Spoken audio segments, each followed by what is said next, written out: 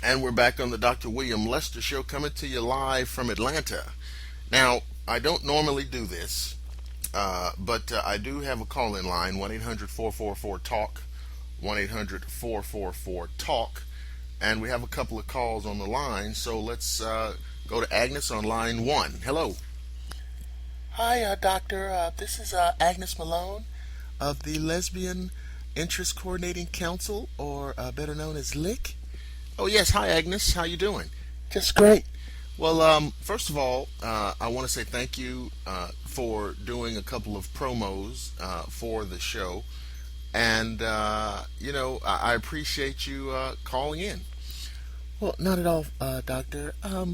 We're just sitting around, Megan and I, and we've been listening to you for the last couple of weeks, and it's very interesting hearing you switch over to this very unusual format, and we have been listening with great interest, and you've done a fantastic job. And when we found out you were switching formats, we were really somewhat dubious about it, given your lack of radio experience, and how difficult it is for you to come up with something that's actually interesting and funny. But I have to say that you have exceeded our expectations. Well, I appreciate that. And I can understand. You were listening to Shadowland, obviously. That's right. And then I switched formats, and you didn't really know what to expect, and so I seriously hope that you guys like the show. So what's going on with you tonight, Agnes? Well, I know that you are somewhat political, and I don't want to get into a hardcore political discourse on your program. Okay. But would you describe yourself as a liberal or progressive or libertarian, or how would you describe yourself politically? Well, I want to answer your question, but this is the kind of thing that can get so out of hand. Let me say this: a couple of things. Number one, so that I can give a definition that's that everybody can understand. Yes, I do. I consider myself a liberal, but I reject the contemporary marginalization of that term. What do you mean?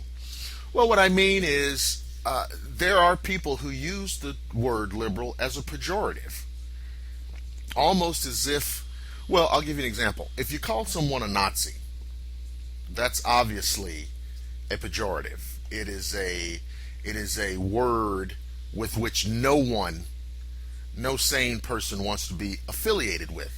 I understand. And there has been a systematic attempt by some people in some quarters to similarly marginalize the term liberal, as if somehow it has un-American contaminants in it. And so, yes, I would say I am a liberal, progressive, but I reject that marginalization.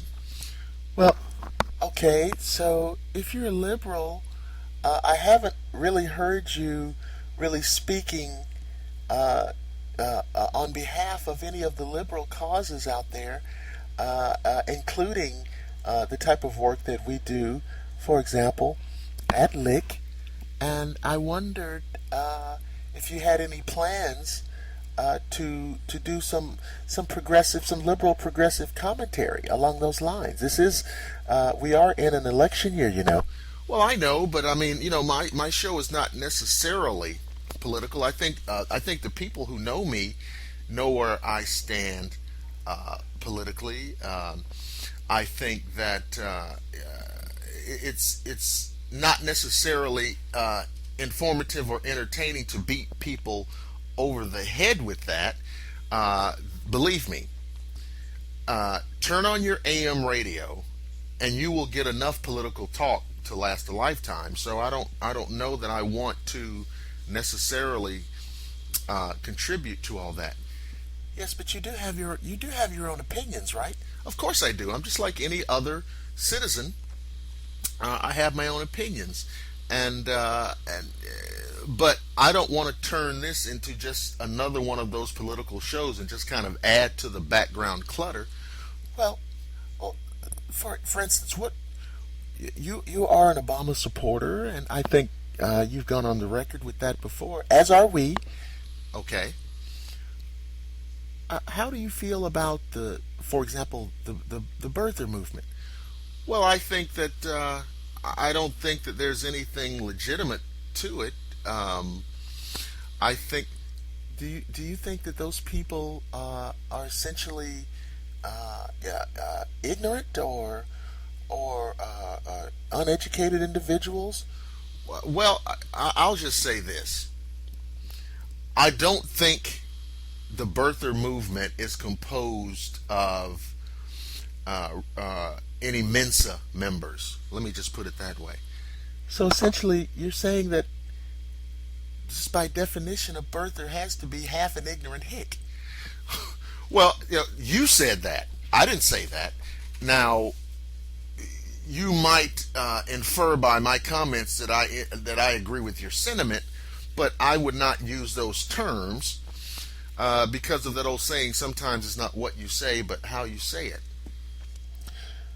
Well, I just believe in calling it as I see it, and from where I'm sitting, I think that the birther movement was something that was just born out of a gross dislike of the idea of having an African American in the White House, and it was just a half-hearted attempt to delegitimize President Obama's legacy, and of course it's failed miserably, and it's just a reflection of the rampant ignorance that's sweeping across our country.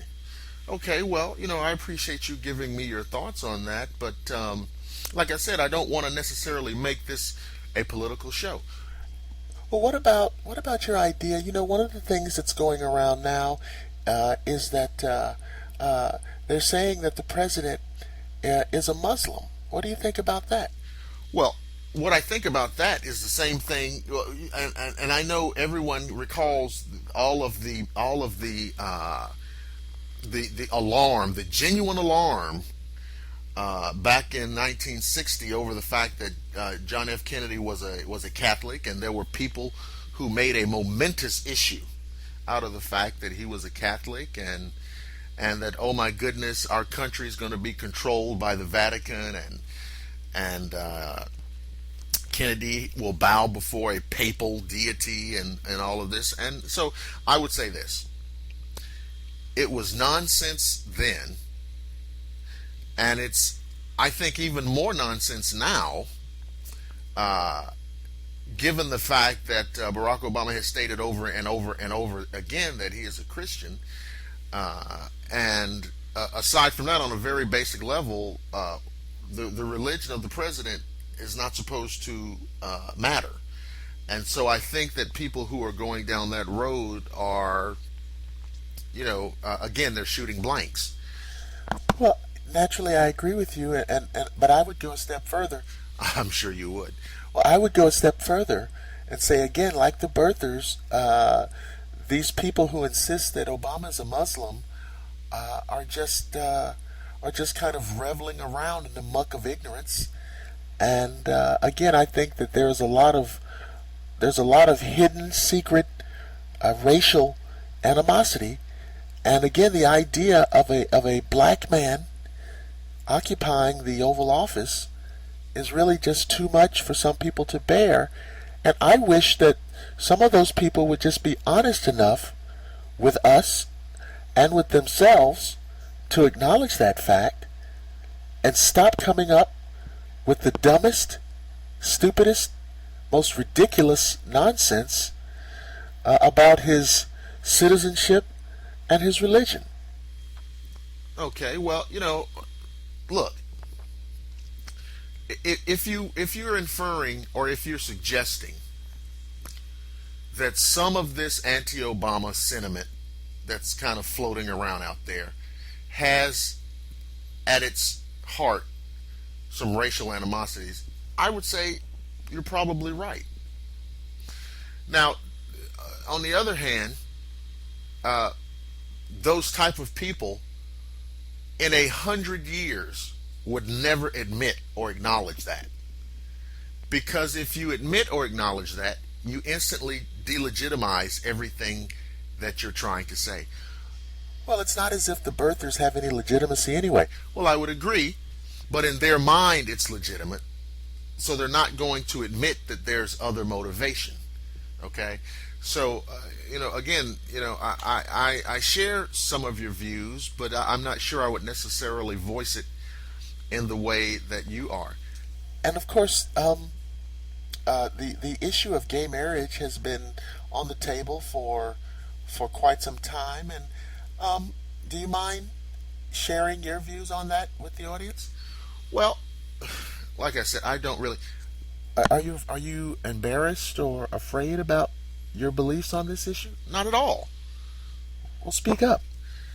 Well, okay. Well, my feelings on this issue are very simple. So I'll say it, and if I leave anything to the imagination, you let me know. I think any adults should be able to marry any other adult that they wish. I mean, in other words, of course, I'm not for anyone under the age of 18, whatever the legal age is, according to whatever state you're in, getting married. So hey, if two guys want to get married, if two girls want to get married, I don't see any reason why they shouldn't be able to. Certainly, there's nothing constitutionally that should prohibit it. And I think at the end of the day, and we're kind of seeing this from state to state, at the end of the day, it's going to come down to the Supreme Court, and it's going to be a constitutional issue. And so people, of the same gender will be allowed to get married. I think it's just a matter of time. And I think the people who are so opposed to it have got to realize, while you have the freedom to believe whatever you want to believe, you've got to be smart enough to realize when your beliefs are going against the tide of history. And I kind of liken it to the early civil rights movement, where they met really strong resistance, but what happened over time, it took on a certain inevitability. It's just going to happen. And you're either cognizant of where we are as a society, or you've just kind of planted your flag and dug in, and you don't give a damn, and you're going to end up being an anachronism. Wow. Yeah, well, that was very well said. And naturally, I agree. Megan and I agree. We've campaigned long and hard for gay marriage here in the state of Georgia. It's an uphill battle. This is a holdover of the old Confederacy, and it's. I'm not happy to have to say this, but when you look at the type of individuals that make up the Georgia legislature, what you got is really just a hodgepodge of ignorant hicks. Well, again, I'm not sure if that's the direction you want to go in. But that's what they are. Well, I will admit that Georgia, the state of Georgia, has a history that sometimes is not particularly complimentary. What you're saying is that we have a long history of these overbearing, brooding, brutish rednecks who don't know their own ass from a hole in the ground. Well, no, I was not going to put it like that, but since you already did, I'll just kind of wink and nod. But look, again, they're going to have different battlegrounds on gay marriage from state to state. I just think eventually it's going to be boiled down to a constitutional issue. Okay, and so it's something that's going to happen. And if gay marriage is something that you don't like or you can't stand the thought of it, my perception is you're gonna really be mad and pissed off in the upcoming months and years. And so this is, I don't think this is, you know, somewhere. If you got me tongue tied here, Agnes, with all these issues. Well, just take your time. You're doing well. I'm saying, if you are staunchly opposed to gay marriage, my perception is this is a battle that you're going to lose, because historically we have not gotten less progressive. We've gotten more progressive as a society, and so I don't see any reason why that trend is not going to continue, especially given the fact that individual states are passing this legislation all the time. States are saying that gays are allowed to get married, and so I think it's a trend that's going to continue. Well, and of course we agree, and we hope one day that Georgia is among the progressive states and moves out of its Stone Age and stop trying to fight the Civil War and just have some just have a little bit less narrow vision. Broaden your vision. Stop living so much in the past. And we've really, and that's why voting is so important, Doctor.